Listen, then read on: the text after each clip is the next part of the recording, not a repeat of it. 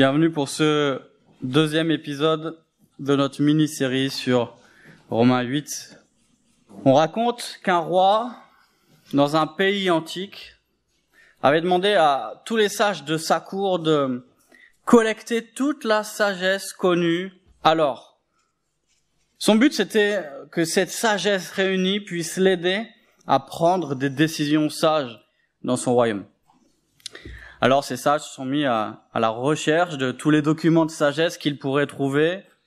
Ils les ont collectés patiemment, diligemment.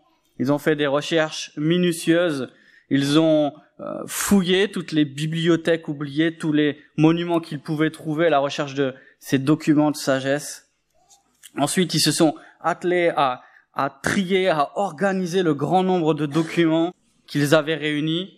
Ça ressemble un peu à un étudiant de master qui prépare sa thèse.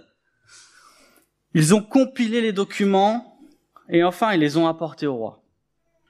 Ils les ont présentés et ont dit « Voici toute la sagesse du monde que nous avons pu trouver. » Mais le roi a regardé cette montagne de documents et a dit « Mais vous devez résumer tout cela en quelques pages, sinon je pourrais rien retirer de toute cette sagesse. Et il faudra sûrement la fin de ma vie pour arriver à lire la moitié de ce que vous m'avez rapporté. » « Seigneur, dit un des sages, je peux réduire toute la sagesse contenue dans ces documents en une seule phrase si vous le voulez. » Le roi alors était intéressé, il a dit « Mais faites donc cela. » Le sage répondit « Nous naissons, nous souffrons, nous mourrons. »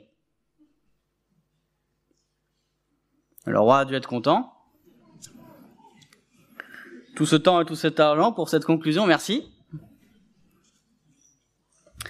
Bien sûr, cette phrase ne résume pas toute la sagesse que nous pouvons découvrir dans tous les documents du monde, ni même toute la sagesse que nous pouvons découvrir en réfléchissant plus de 5 minutes. Mais elle nous montre quelque chose d'évident et de basique, c'est que la souffrance fait partie de notre vie, que nous naissons, que nous mourrons et que au milieu de cela, nous allons souffrir. Et que si nous n'avons pas encore souffert, ce n'est qu'une question de temps. J'ai consulté l'oracle du 21e siècle, Google, pour savoir comment supporter la souffrance. Et d'ailleurs, petite anecdote, j'ai commencé à taper « comment supporter ». Première réponse était « sa belle-fille ». Je suis pas allé voir ce que la sagesse populaire conseille dans ces cas-là. Je suis allé jusqu'au bout, comment bien supporter la souffrance. Et dans le monde occidental contemporain, il y a une chose que l'on observe, c'est que la souffrance est niée. La souffrance est considérée comme une entrave au bonheur et ne peut apporter aucun sens. Elle est à chercher, elle est à éliminer, elle est à atténuer. Et dans une vision du monde matérialiste où tout ce qui existe n'est que matériel, alors la souffrance n'a ni source à part des sources physiologiques, biologiques ou physiques, ni sens. Et en théorie, on devrait toujours arriver par le progrès à l'endiguer, à l'atténuer, voire à la guérir. Mais ça, on le sait, c'est la théorie. Mais dans la pensée antique, c'est une pensée qui revient sous certaines formes, ici et là. On voit que la souffrance permet d'apprendre et de grandir. On voit qu'elle avait une place importante dans les philosophies grecques. Elle faisait partie de la vie. On devait apprendre quelque chose en la supportant. Et par exemple, il y a ce conseil qui revient souvent. Il faut apprendre à ne pas vouloir changer ce qu'on ne peut changer. Il faut juste réfléchir qu'est-ce qu'on peut apprendre en souffrant. Mais dans le christianisme, la souffrance, elle est réelle. Ce n'est pas quelque chose qu'on nie, mais nous pouvons la supporter. C'est pas quelque chose à rechercher en soi. C'est pas une flagellation que l'on veut s'infliger. Ce n'est pas tout le temps même un sens que nous voulons chercher, mais elle fait partie de la vie dans ce monde déchu. Elle fait partie de la vie d'un pécheur dans un monde déchu. Mais la Bible dit que nous pouvons la supporter car elle aura une fin. Avec l'aide de l'Esprit, nous pouvons supporter la souffrance en attendant la délivrance.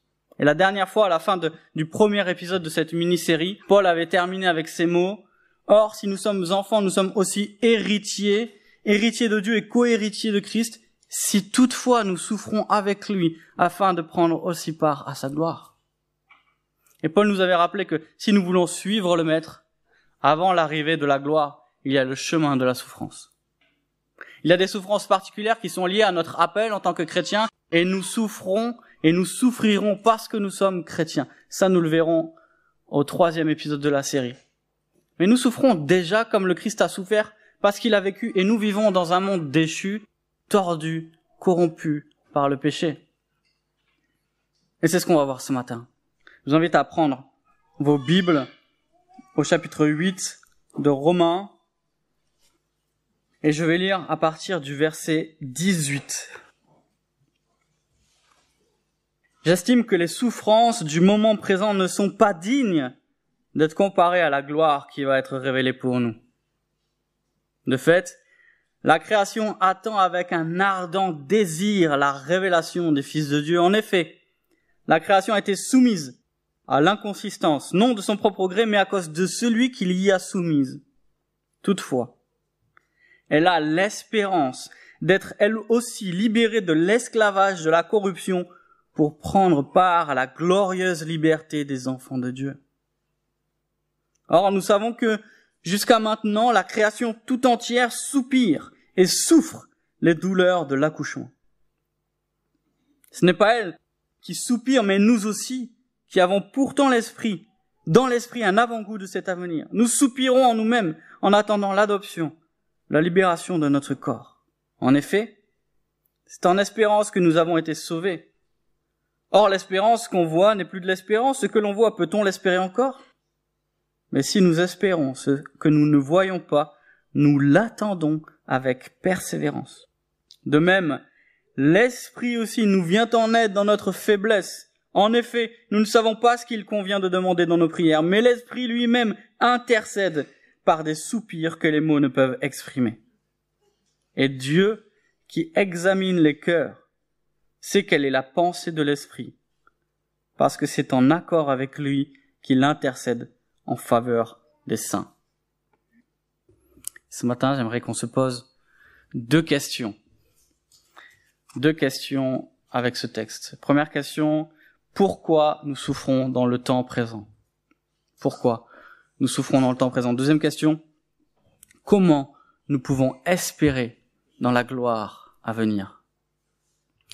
Mais avant de répondre à ces questions, j'aimerais qu'on examine ce que j'ai appelé la thèse de Paul. La thèse de Paul, c'est ce qu'on lit au verset 18. Il dit « Les souffrances du temps présent ne sont pas dignes d'être comparées à la gloire à venir. » Ne sont pas dignes d'être comparées à la gloire à venir. C'est tellement incomparable, nous dit Paul, que ça vaut même pas la peine de les comparer. C'est un peu comme si on comparait une goutte à un océan. C'est un peu comme si on comparait une seconde à une vie entière. Ça n'a rien à voir. Incomparable. Et pourquoi c'est incomparable? Déjà parce que les souffrances du temps présent sont passagères alors que la gloire est éternelle. Dans un autre passage où il aborde ce thème, Paul dit « Voilà pourquoi nous ne perdons pas courage. Même si notre être extérieur se détruit, notre être intérieur se renouvelle de jour en jour. En effet, nos légères difficultés du moment présent produisent pour nous, au-delà de toute mesure, un poids éternel de gloire. Ainsi, nous ne regardons pas non à ce qui est visible, mais à ce qui est invisible, car les réalités visibles sont passagères et les invisibles sont éternelles. La réalité, c'est que lorsqu'on souffre, c'est toujours long. C'est trop long.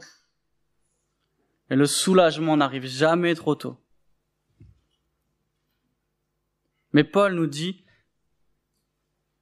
ces souffrances-là, qui sont trop longues, qui sont trop dures, elles sont rien comparées à la gloire à venir. Elles sont incomparables. On peut se demander, mais est-ce que Paul est en train de nier la réalité de la souffrance? Est-ce que il est en train de faire son bisounours. Non, au contraire, la souffrance est bien réelle et il en sait quelque chose. La Bible nous dit qu'il a été battu, fouetté, lapidé, laissé pour mort. Il a fait naufrage à 3 reprises. Il a été attaqué.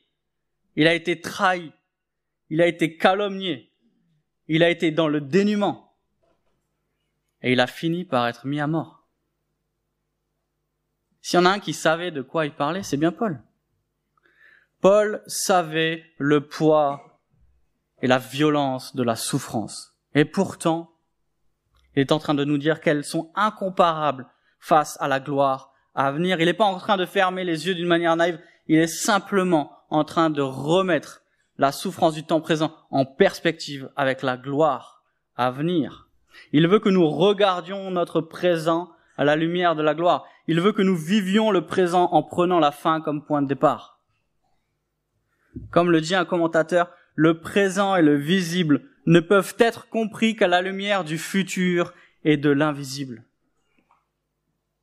Nous connaissons le début de l'histoire et nous savons pourquoi nous souffrons, mais nous connaissons aussi la fin de l'histoire et nous savons qu'un jour, nous ne souffrirons plus jamais. Et c'est cela qui doit nous aider à tenir, nous dit Paul. Et Paul nous dit, il ne s'agit pas de comparer quelque chose de mauvais à quelque chose de bon. Il nous dit, c'est comme comparer quelque chose de mauvais à quelque chose d'infiniment bon. Rien à voir. Incomparable. Les souffrances du temps présent ne sont rien comparées à la gloire à venir, mais aussi les plaisirs du temps présent ne sont rien comparés au plaisir, à la félicité de la gloire à venir, et cela doit aussi nous encourager. La dernière fois, mon fils Léon, je vous ai dit que j'en parlerai un peu plus maintenant, il était en train de manger ses épinards. Et franchement, il était content. Ça se voyait. Il allait vers les épinards. Il aime ça, il mange ça avec appétit, et franchement, ça m'a fait plaisir. Je me suis dit, pourvu que ça dure. Et la dernière fois, je le regardais, j'étais à côté de lui, et je me disais, mais tu manges tes épinards comme ça, mais tu sais même pas. T'as encore jamais goûté d'éclair au café. T'imagines même pas, t'as même pas idée du bonheur qui t'attend quand tu vas goûter ça. Ou quand il va goûter sa première entrecôte à la bordelaise. Et nous non plus. Nous n'avons aucune idée de la félicité qui nous attend dans le ciel. Aucune idée de la félicité qui nous attend dans la gloire à venir. Incomparable avec les souffrances du temps présent. Même si elles sont réelles. Même si elles sont dures. Même si elles nous usent et nous accablent. Incomparable face à la gloire à venir. Non seulement la souffrance sera éclipsée, mais on connaîtra enfin ce que ça veut dire d'être vraiment heureux, sans aucune ombre au tableau, sans aucun bémol, un bonheur parfait et éternel. Mais en attendant, nous souffrons. Ça nous mène à notre premier point. Pourquoi nous souffrons dans le temps présent? Et Paul élargit notre vision et nous dit, cette souffrance que vous vivez là, ce n'est pas vous seulement, mais c'est toute la création. C'est une souffrance cosmique. C'est toute la création qui souffre, toute la création qui attend sa délivrance. Pourquoi? Bien sûr que la terre souffre à cause de l'activité humaine. C'est un discours que l'on entend tous les jours, particulièrement en ce moment. Et c'est sûr que Dieu avait demandé à Adam et à Ève de prendre soin de la terre, de la cultiver, de la faire fructifier, pour glorifier Dieu. Mais on voit que très rapidement, l'homme qui est tombé dans le péché, au lieu d'en prendre soin, de la fructifier pour faire glorifier Dieu, il va la détruire, il va l'exploiter pour son propre profit. Et ça fait souffrir la création d'une certaine manière. Mais ce n'est pas la seule explication, et ce n'est pas l'explication que Paul donne ici. Il nous dit qu'il y a une autre raison. La création souffre parce qu'elle a été soumise à l'inconsistance. Dans vos versions, vous avez peut-être à la vanité. On entend les échos de l'Ecclésiaste. La création a été soumise à la vanité. Elle ne peut plus remplir sa fonction. Elle est le sujet et l'objet de frustration. Et là, il est en train de faire référence à la chute et aux effets du péché lorsque Adam et Ève ont désobéi à Dieu, à son commandement direct. Le serpent a été maudit. Adam et Ève ont été maudits. Et la terre, la création a été maudite. Et on voit comment le péché a non seulement détruit l'humanité, mais comment il a corrompu la création en entier. Et si le monde souffre, nous dit Paul, c'est parce que le monde n'est pas tel qu'il devrait être. Et si nous, on a l'impression que le monde ne tourne pas rond, c'est pas qu'une impression, c'est le cas. Et Paul nous le dit ici. Et dans beaucoup de films, c'est des films qu'on appelle des films apocalyptiques. Pourquoi ? Parce qu'ils nous montrent la fin du monde. Des films comme Armageddon 2012. J'espère que vous en avez vu l'un ou l'autre. En gros, c'est un film, il y a la fin du monde. Dans tous ces films, on voit que les humains, dès que c'est un peu la fin ici, ils cherchent à coloniser notre planète. Ils cherchent à partir. Ils se disent, la Terre est en train de mourir, il est temps d'aller ailleurs. Mais Paul nous dit ici, la Terre n'est pas vouée à la destruction. Et la solution n'est pas de quitter la Terre. Mais notre espérance se fonde dans le fait que la création sera renouvelée. Elle sera délivrée de la corruption du péché. Elle sera purifiée. De la même manière que nous sommes des nouvelles créatures et nous serons un jour des nouvelles créatures dans un corps glorifié. Un jour, la création tout entière sera dégagée du péché. La Bible ne parle pas de destruction, elle parle d'un renouvellement. Et on lit, Paul nous dit que la création souffre et soupire des douleurs de l'accouchement. Je peux vous en parler des douleurs de l'accouchement. Je n'en parlerai pas comme ma femme vous en parlerait. En fait, c'est facile pour moi de parler des douleurs de l'accouchement, pour Paul aussi, parce qu'on ne peut pas les vivre. Mais l'idée est là. L'idée, c'est que ces soupirs dont parle Paul, ces soupirs de toute la création, ce ne sont pas les soupirs de quelqu'un qui va mourir. Ce sont les soupirs d'une nouvelle vie qui arrive, d'une délivrance. Et Paul ensuite souligne notre solidarité avec la création. Il dit c'est pas la création seulement qui a été corrompue et atteinte par le péché, mais c'est nous aussi. Nous aussi, nous avons été corrompus par le péché. Nous aussi, nous souffrons et nous soupirons. Et nous aussi, nous connaîtrons la libération et la gloire. Et nos soupirs du temps présent expriment à la fois notre douleur du présent et l'attente du futur. Et Paul nous dit au verset 23, regardez. Nous aussi qui avons pourtant dans l'esprit un avant-goût de cet avenir, nous soupirons en nous-mêmes en attendant l'adoption, la libération de notre corps. Nous soupirons en nous-mêmes en attendant l'adoption, la libération de notre corps. Pour ceux qui étaient là la dernière fois, peut-être ça vous étonne de lire ça. La dernière fois, on avait lu ensemble quelques versets juste avant que Paul disait que nous sommes déjà enfants de Dieu. Nous sommes déjà libérés du péché. Alors pourquoi il dit que nous sommes déjà enfants de Dieu, déjà libérés du péché? Pourquoi il dit que nous attendons la libération de notre corps et l'adoption? Paul est encore en train de dresser un contraste.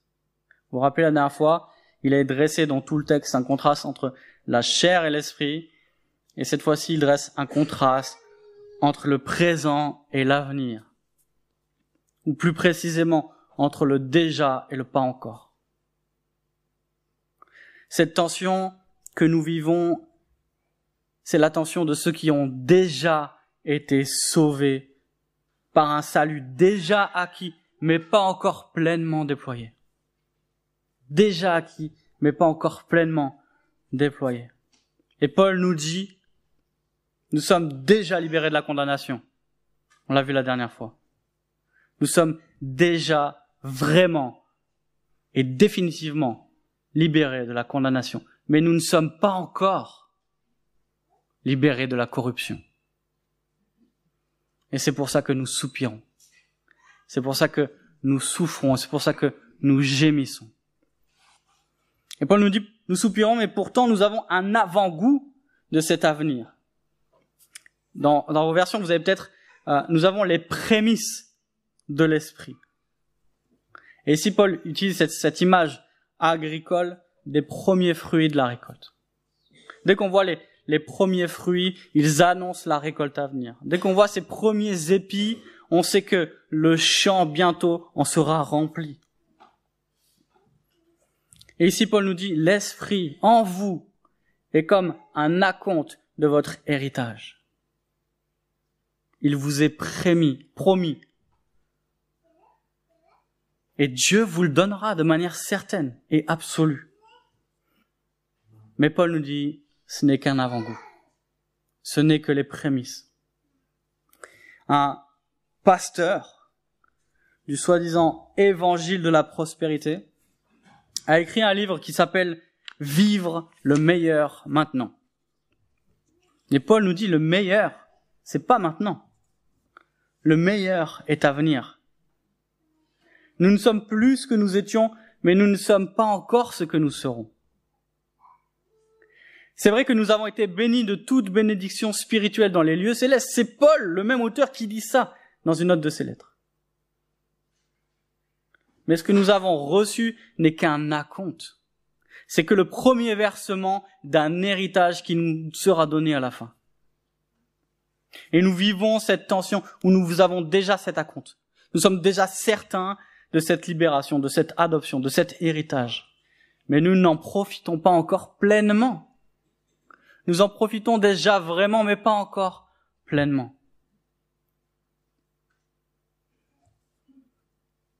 On a déjà les prémices, mais ce n'est pas encore l'heure de la récolte. Ça nous amène à notre deuxième question. Comment nous pouvons espérer dans la gloire à venir? En fait, on pourrait résumer presque le texte à une notion principale. Tout ce que dit Paul ici s'articule autour d'une notion, celle de l'espérance. Et si on devait définir l'espérance, je vous propose cette définition. L'espérance, c'est l'attente persévérante de ce qui nous a été promis.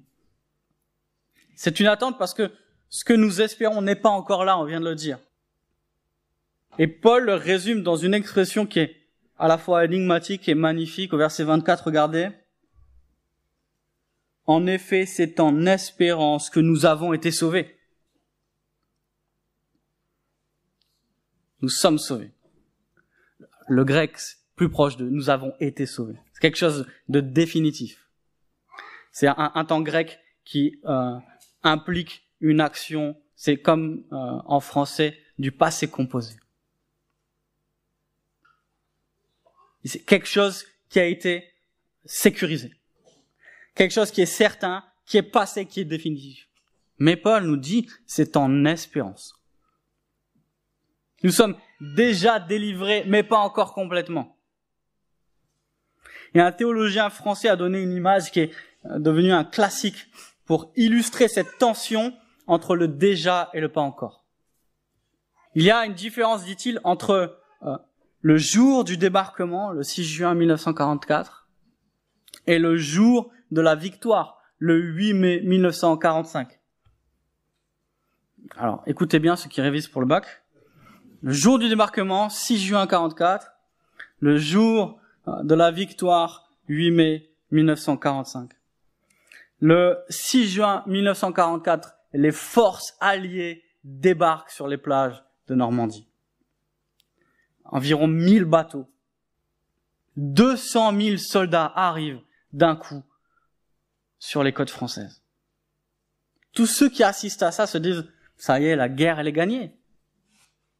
La victoire est assurée. Et tous ceux-là qui assistaient à ce débarquement, ou qui le vivaient, savaient que la fin de la guerre n'était qu'une affaire de temps. Et beaucoup ont dit que ce 6 juin 1944, la guerre était déjà gagnée. Mais cette vision globale de la fin de la guerre est quelque chose que les soldats qui ont débarqué sur les plages ont dû vivre de manière bien différente. Et quand bien même ils avaient cette conviction qu'avec ce débarquement, la guerre était gagnée d'avance, eux étaient encore sur le front. Et les balles continuaient de siffler. Les obus continuaient de tomber. Les mines continuaient d'exploser. Et les camarades mouraient, étaient blessés. Et même si les soldats pouvaient ressentir l'odeur de la victoire, elle n'était pas encore là. De la même manière, Christ est déjà venu. Il a déjà vaincu la mort. Il a déjà vaincu le péché. Il a crucifié à la croix. La victoire est assurée. Mais pour nous, aujourd'hui encore, la bataille fait rage. Et la bataille fera rage jusqu'au jour du Seigneur. Jusqu'au jour de la victoire. Et c'est vrai que la délivrance est assurée. Elle va venir. Mais la souffrance est encore là. Et les batailles sont encore à mener. Et si on peut attendre avec persévérance, c'est parce qu'on a la certitude que nous recevrons ce qui nous a été promis. Il y a une expérience connue, je me rappelle plus le nom du chercheur qui l'a conduite, c'est souvent connu par le nom plus facile à retenir de test du marshmallow. Je ne sais pas si vous avez déjà vu cette vidéo, ce test, cette expérience. On met des enfants devant une table et puis on leur met un marshmallow devant eux. Et puis on leur dit, je vais partir pendant 10 minutes, un quart d'heure. Tu peux manger ce marshmallow-là, il est à toi, mais si tu attends que je revienne, tu en auras 2. Et souvent, il y a 2 types de personnes. Il y a ceux qui, dès que le chercheur a claqué la porte, hop, il le mange, c'est fini. Et il y a ceux qui arrivent tant bien que mal, ils se ferment les yeux, ils tapent dans leur chaise, ils se détournent du marshmallow, ils ne veulent plus le voir. Mais ceux qui font tous leurs efforts parce qu'ils savent qu'un deuxième marshmallow les attend. Et ils sont récompensés. La dernière fois, j'ai repensé à cette expérience, je me suis dit, mais en fait, ça peut marcher que si la foi qu'il y a un deuxième marshmallow qui arrive. Parce que sinon, il attend pour rien. Non seulement il profite pas de celui qui est devant lui, mais il aura rien d'autre après. Ce qui nous permet de tenir aujourd'hui, c'est que nous savons avec certitude de ce qui arrivera demain. C'est ça la foi. La foi, c'est faire ce que Dieu dit avec l'assurance qu'il nous donnera ce qu'il nous a promis. C'est l'assurance que nous pouvons attendre avec persévérance parce que nous obtiendrons ce que Dieu nous a promis. La lettre aux Hébreux nous dit que c'est par la foi que Noé a construit une arche. Alors qu'il ne voyait pas encore les événements que Dieu lui avait annoncés. C'est par la foi que Abraham a quitté son pays pour aller dans un pays qu'il ne voyait pas encore, sans savoir où il allait. C'est la foi qui a aidé Noé et Abraham à faire ce que Dieu disait et à attendre quelque chose qu'ils ne voyaient pas encore. Pourquoi ? Parce qu'ils avaient la certitude que Dieu donne ce qu'il a promis. C'est la foi qui nous aide à faire des choix qui ne sont pas dictés par ce que l'on voit, mais par ce que Dieu nous dit. Et peut-être vous rappelez, quand on a étudié ensemble la deuxième lettre de Pierre, Pierre nous dit, presque tout à la fin de cette deuxième lettre, que dans les derniers jours, des moqueurs viendront, qui vivront au gré de leurs propres désirs. Ils tourneront votre foi en ridicule, en disant, eh bien, il a promis de venir, mais c'est pour quand ? Nos ancêtres sont morts et depuis que le monde est monde, rien n'a changé. Mais Pierre leur rappelle, voilà ce que Dieu a fait, et voilà ce que Dieu a dit. Et la prophétie est certaine. Paul ailleurs nous dit, nous sommes toujours pleins de confiance et nous savons que tant que nous habitons dans ce corps, nous sommes loin de notre patrie, loin de notre Seigneur, car nous marchons par la foi et non par la vue. Ceux qui vivent à côté de nous, nos voisins, nos collègues, ne comprennent pas les choix que nous faisons.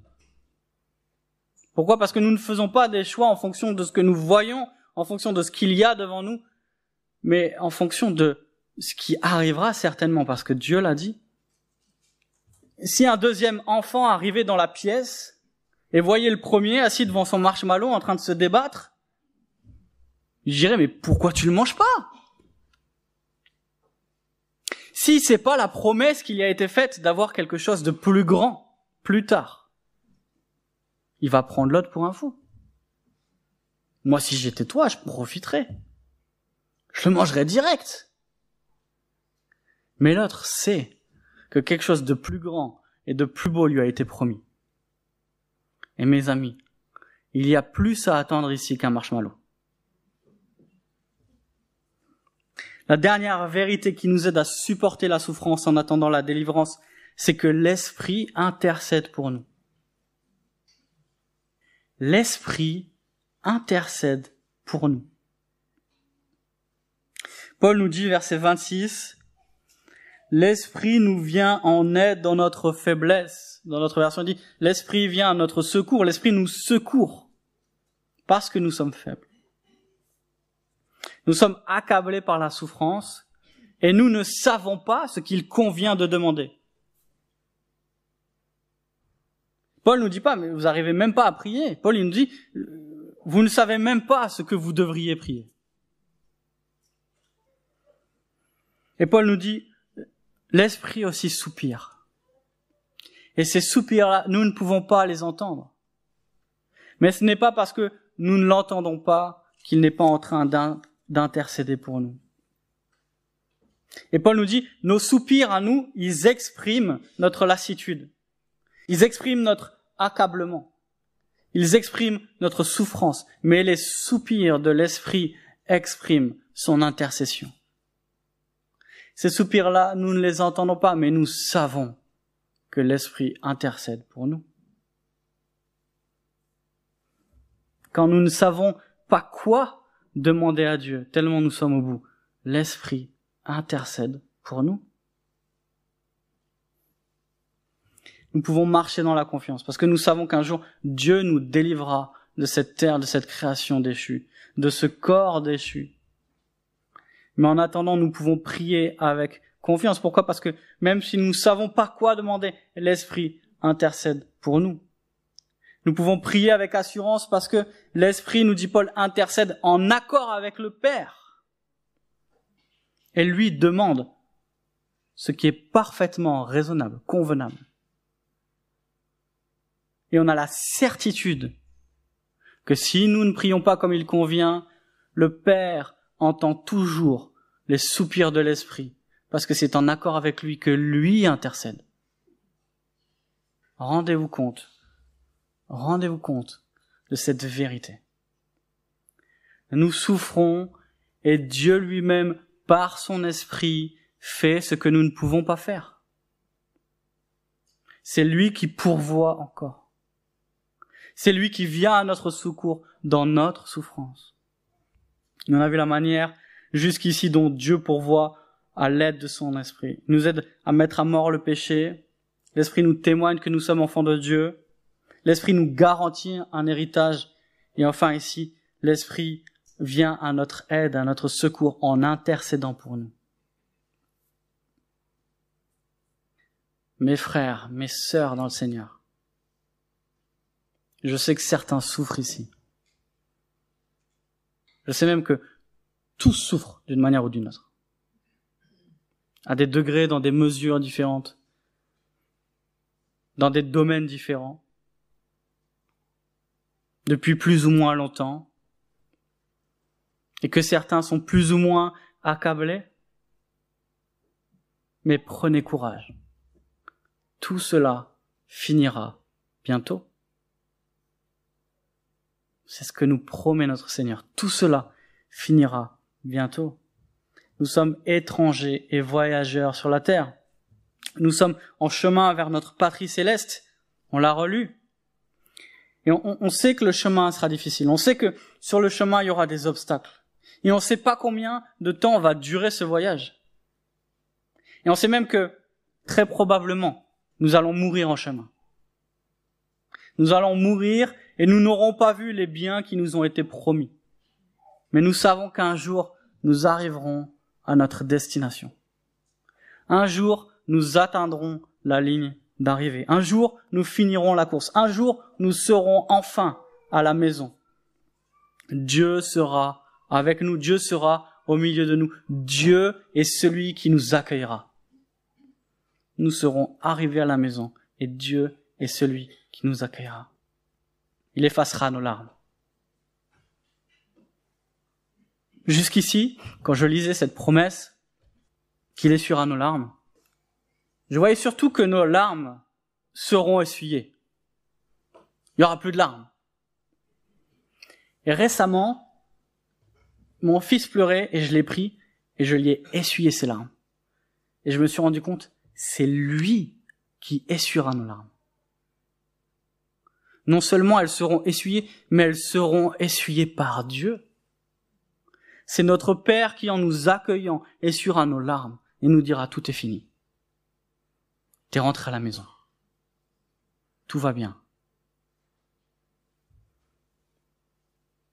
Plus de douleur. Plus de rage dedans. Plus d'arthrose. Plus d'hernie. Plus de cancer. Plus d'angoisse. Plus de dépression. Plus d'addiction. Plus de peur. Plus de cauchemars. Plus de maladie. Plus de mort. Tout cela aura disparu. Définitivement et pour toujours. Nous serons avec celui que nous aimons et avec tous ceux qui l'aiment. Pour toujours. C'est ça la promesse. C'est ça la gloire à venir. C'est ça cette vision qui éclipse notre souffrance du temps présent. Non pas qu'il la nie, non pas qu'il l'oublie, mais qu'il l'éclipse, parce que c'est incomparable. Ça n'a rien à voir. Avec l'aide de l'Esprit, nous pouvons supporter la souffrance en attendant la délivrance. Je vais prier. Ô Seigneur, nous vivons ici comme des poissons dans un aquarium, juste assez pour nous garder en vie, mais au paradis, nous nagerons dans l'océan. Ici, nous n'avons un peu d'air pour nous permettre de respirer, mais là-bas, nous aurons des grandes bouffées d'air doux et frais. Ici, nous n'avons qu'un rayon de soleil pour éclairer nos ténèbres, un rayon chaud pour nous empêcher de geler. Mais là-bas, nous vivrons dans la lumière et la chaleur pour toujours. Nos désirs naturels sont corrompus et mal orientés, mais par ta miséricorde, tu les détruis. Nos désirs spirituels sont plantés par ta main et c'est toi qui les arroseras et qui les feras croître. Seigneur, étanche notre faim et notre soif du royaume à venir. Ici, nous avons une vie faite d'aspiration et de prière. Là-bas, nous aurons une assurance sans faille, des requêtes sans refus. Ici, nous avons un confort sommaire et plus de fardeau que de bienfaits. Là-bas, il y aura la joie sans la peine, le confort sans la souffrance, l'amour sans l'inconsistance, le repos sans la fatigue. Donne-nous, Seigneur, de savoir que le ciel est tout amour, où nous verrons continuellement ta beauté, qui gardera nos âmes dans des transports d'allégresse. Donne-nous de savoir que le ciel est toute paix, et que l'erreur, l'orgueil, la rébellion, la passion n'existeront plus. Donne-nous de savoir que le ciel est toute joie, et que tout deuil, toute peur, tout pleur auront disparu. Père céleste, conduis-nous bientôt à ton ciel.